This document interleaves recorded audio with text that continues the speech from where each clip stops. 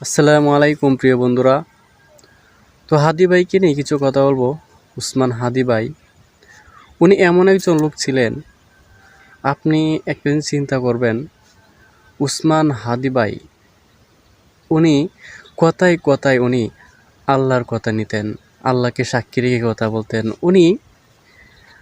আমি বাংলাদেশের এত নেতা দেখলাম, উসমান হাদি ভাই যেভাবে পরিচালনা করতে চাইছিলেন, উনি একদম সৎভাবে এবং কি উনি সবসময় একটা কথা মানে সবচেয়ে বেশি বলতো। আর একটা জিনিস, ওনার কথা যতই কথা শুনবেন, যদি শত্রু মন দিয়ে শুনে ওনার কথা, চোখ দিয়ে পানি চলে আসবে এবং কি হৃদয়টা কেঁপে উঠবে। আপনি দেখেন যত নেতায় আসছে, দুর্নীতি আগে দিয়ে দুর্নীতি, ওদের কথাই আগে শুনলেও দুর্নীতি বোঝা যেত। তো উসমান হাদি ভাই উনি কথায় কথায় আল্লাহকে নিয়ে কথা বলতেন, ইসলামের পক্ষে কথা বলতেন এবং শুধু ইসলাম না, হিন্দু মুসলিম সকলদেরকেই শুধু বোঝানোর চেষ্টা করছেন যে আমরা কোন দেশে বসবাস করতেছি।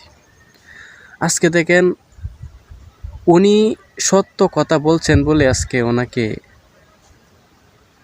মেরে ফেলছে। আর যারা মারছে ওরা দেখেন, একটা জিনিস অবাক হয়ে যায়, চিন্তা করলে অবাক হয়ে যায় যে হাদি ভাইকে গুলি করে আবার তারা এই দিনাদিনই তারা ইন্ডিয়া চলে গেছে কেমনে? এটা সাধারণ কোনো গ্যাং না। আপনি চিন্তা করেন, আমি কি একটা মানুষকে মাইরা কোন পর্যন্ত যেতে পারবো? মানে দেশের বাইরে কীভাবে যেতে পারবেন? এত শক্তিশালী বর্ডার গার্ড থাকা সত্ত্বে, তার কাটা বেড়া থাকা সত্ত্বেও তারা সাথে সাথে পালাই গেছে, তাদের খোঁজ করতে পারে নাই। আপনি চিন্তা করেন।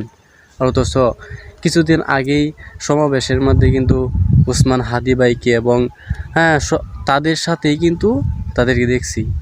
দেখেন, আপনার আমার সাথে তাই কাই আজকে এই যে বদ কথা আছে না, যে আমার বেলায় আমারই কয় ম্যাও। আরে মানুষ চিনল না। আরে ভাই, আর এইসব যারা এই কাজগুলা করছে, আসলে ওদের কি বলবো, এদেরকে মানে গালাগালি করলেও মনে কোনো আসবে না। আর ফেসবুক, ইউটিউব এইসব প্ল্যাটফর্মে আসলে এই গাইডলাইনও মেনে চলতে হয়, তাই বেশি কিছু বলা যায় না। আসলে আপনারা চিন্তা করেন, উসমান হাদি ভাই, আল্লাহ তাআলা, আমি মনে করি উসমান হাদি ভাইকে জান্নাতবাসী করবেন। দোয়া করি আল্লাহ যেন ওনাকে জান্নাতবাসী করেন।